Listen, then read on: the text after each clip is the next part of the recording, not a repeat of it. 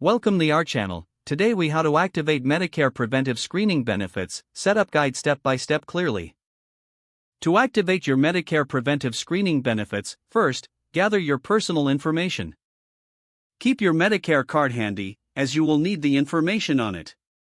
Contact your healthcare provider or clinic to discuss which preventive screenings are available to you. Ask them to confirm your eligibility based on your current Medicare plan. Schedule an appointment for your desired screening. When booking, specify that it is for a preventive screening to ensure coverage. Visit the appointment and bring your Medicare card along with any other required document. During your visit, inform the healthcare professional that you wish to utilize your Medicare Preventive Screening benefits. Make sure to understand what specific screenings are being conducted and any associated costs. After your appointment, follow up with your provider to ensure that the billing is submitted to Medicare correctly. Check your Medicare summary notice for confirmation that the screening was covered. If you face any issues with billing or coverage, reach out to Medicare or your healthcare provider for assistance. Maintaining your preventive screening benefits is an important part of managing your health. Regularly review the list of Medicare-approved preventive screenings, as these can change. Stay informed about how to access these benefits each year.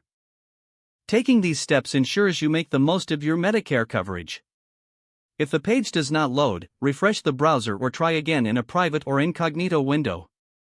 Make sure you are using the correct email address, then retype it carefully to avoid small typos. If your password is not accepted, use the reset option and create a new strong password you can remember. Check your spam folder for verification or security emails, then complete any requested confirmation steps. Enable two-factor authentication if available to improve account security and reduce. After signing in, review your profile details so your contact information and settings are accurate and current.